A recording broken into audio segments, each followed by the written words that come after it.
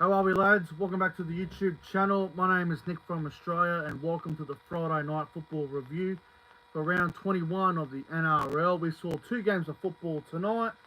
We saw the New Zealand Warriors get a 28 points to 16 win over the West Tigers. What really poor game of football to watch, just quietly. And obviously the Melbourne Storm getting the job done over the Parramatta Eels out at CommBank Stadium, 38 points to 14. Hope you guys are all doing well on this Friday night. Welcome back to the channel. If you're new around here, don't forget to like and subscribe to the channel. Would really appreciate that. And if you're a regular viewer, I really appreciate you guys for tuning in once again. Not a whole lot to go over tonight. Obviously, both games were a little bit disappointing. I'll give credit to Parramatta. They did have a crack for about 55 minutes. They did give Melbourne a game there for a while, but I do think Melbourne were a little bit off their game themselves. I wouldn't say Melbourne were fantastic, but they did what they had to do, and it's pretty much all I needed to do, really. Just get it done, man. Just get it done. Hello to the chat. Hello to Will, SS Storm fan. Hello to Marley. Everyone that's tuning in. I hope you guys are all well. Make sure you like the stream. Subscribe to the channel. We're just going to do a bit of a quick review of Friday Night Football. There isn't a whole lot to get into, but we'll start with the Warriors versus West Tigers game, man. Then, yeah, the Warriors. 28 to 16 win over... Warriors 28-16 win over the West Tigers, man. Look, not a great game to watch by any means. I know there were some points and the Tigers kept it respectful, but just a really, really scrappy game of rugby league, man. Warriors obviously tries to Kurt Capewell, who scored the first try of the game. Tries to Edward Kossi. I'm sure I'm going to pronounce his name wrong, but Ali Liatua, apologies if I got that wrong, Adam Fanua Blake, and Dallin Watene-Zelezniak for the West Tigers. Tries to Isaiah Papali'i, Charlie Staines, and Api Coruscant with about 30 seconds remaining. Early on, man, this game was really dreadful, man. It was 8-0 Warriors for a while, and it was hard to watch, man. It was really slow, really scrappy, man. Warriors had a lot of possession, couldn't really score, and then they found their mojo right before half time when Edward Kossi went in, and then young Ali went in, and it was 14-0 at the break, the Warriors, and I thought, oh, surely they'll kick on. But then the West Tigers, to their credit, they fought their way back.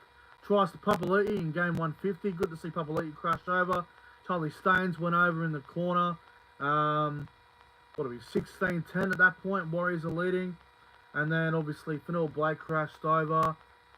Dallin Watene-Zelezniak went over and it was 28-10, and then obviously a late try there through Api Coruscant from playing halfback today, which was a little bit bizarre. He's played halfback a few times this year, Coruscant, but we know it's not his position. Yeah, look, really, really poor game of footy. Definitely a snooze fest, definitely a poo slinger, definitely all of those things. The standout players for me, like I thought Tamari Martin had a really good game at halfback. I thought he controlled things really well. I thought Fanua Blake was probably the player of the game. He was outstanding. Thought Tuivasa-Sheck at fullback looked really good. I thought DWZ and Edward Kossi on the wing were very solid. I thought Dylan Walker at lock looked really good out there. Just a very solid Warriors win. Nothing to be too excited about. Nothing to say that Warriors fans won't say they're back, or they won't say that they're going to be, oh, we're guaranteed to be top 8, blah, blah, blah. If they had a loss tonight, that would have been it. So the Warriors are just going to keep on winning games. They do play Parramatta next week in New Zealand. Another game that the Warriors should win. And they should get back Shaun Johnson next week. So it's going to be very interesting what the Warriors do with the team, with Shaun Johnson being available. So I'm intrigued to see what the Warriors do. Also, shout out to Kurt Capewell, man. I've been shitting on Kurt Capewell for most of the season, and that was his best game of the season tonight. It was really good. So, good win for the Warriors. Fair play to him. Player of the game, Fanua Blake, man, without question. Fanua Blake was the best player on the field. Well done to the Warriors. They kept their season alive. Now, the other game. Oh, sorry guys, just dropped the phone. Typical. Sorry guys. Parramatta versus Melbourne at CommBank Stadium tonight.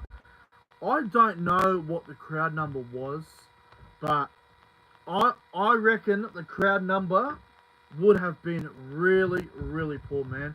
I saw a couple of photos of the stadium about 10 minutes before kickoff, and it looked really poor. I reckon it was 9 or 8,000. It did not look good at all. Parramatta did have a go for a while, man. Like, they didn't give up by any means. They tried really hard tonight. Obviously, no Mitchell Moses. He's out for the rest of the season. No Junior Paulo. No Sevo. No Bailey Simonson. There's a lot of players out for Parramatta at the moment, and they are in a shithole, man. Hopgood's still not there. Against the Melbourne side, that welcome back Cameron Munster, who come off the bench. Didn't play big minutes, but Munster did come back tonight and looked pretty alright for his first game. Nothing exciting, just needed to get some match fitness, and that's what he did. Tries in this game, obviously for Melbourne. Grant Anderson got one. Harry Grant got one. Will Warbrick got one. Wishart got one. And Pappenhausen got one. And for Parramatta, tries to Jack Tago. Sean Russell got a double. And yes. 32-14, Melbourne over Parramatta. I think, considering Parramatta are second last on the ladder, equal last with the West Tigers, I think they're equal last with the West Tigers, or whatever it is. Parramatta can consider themselves not to be too, like, they can't be too upset, right? They would never expect it to even be in the contest. They were in the contest for probably 55 minutes. Obviously, Melbourne's class and big-name players took over the contest. But I think if you're a Parramatta fan, you can sort of see that they had a go tonight and the improvement is coming. I don't know how many more wins Parramatta will have in them before the season ends. Obviously, the West Tigers game in the final round at Campbelltown is one that Parramatta are definitely going to mark in the calendar as a potential win. But there's not many others that you would look at, like on Parramatta's run home. There's not many other games where you think they could win. Like, they got Warriors, tough. Broncos, tough. Dragons, which could be a sort of a danger game for the Dragons, but Dragons are so much better this year than Parramatta. You'd have to say Dragons. I think Parramatta got the Roosters at some point. So that Parramatta do have a tough one. I think they got Penrith again as well. So it's hard to see Parramatta winning many games, but that West Tigers one in the last round will be one that they will probably target. Melbourne, look, I wouldn't say they were fantastic. Obviously, Bellamy was very angry at half time. He was blowing up in the sheds there. Melbourne only led, what was it, 14-8 at half time? Was that the score? Well, something like that anyway. 8-all at half time. 14-8, whatever the fucking score was. I can't remember what the score was. Yeah, Melbourne 14-8 at half time. Bellamy was pretty angry with how Melbourne were going, and you know, compared to last week when Melbourne played the Roosters, you can understand why Bellamy was quite angry with how they were going. So, look, Melbourne sort of, you know, they found their rhythm a little bit, and once they found those points to get away from the, you know, get away on the scoreboard, sort of kick away, that was pretty much all they had to do. But yeah, solid win for the Storm. My player of the game, look, I'm really torn on this one because there's a few of them from Melbourne that looks really good out there, but I'll go Ryan Pappenhausen. I thought Pappenhausen was really good out there. Took some tough carries, some tough catches as well. Pappenhausen's my player of the game. I thought he had a really good game. Harry Grant, probably a close second. He was really good tonight, Harry Grant. Same with Anderson and Warbrick and whatnot. Well, not really Warbrick, but Anderson was very good out there. But yeah, well done Melbourne. Could win. They stay on top of the ladder, and yes, that minor premiership is theirs to lose at this point. Theirs to lose. Anyway, guys, that wraps up the quick Friday night football review. Thank you all for tuning in. Make sure to like and subscribe to the channel. Enjoy the rest of your Friday night, and I'll see you guys tomorrow for the Saturday football review. Until then, guys, take care. Have a good night.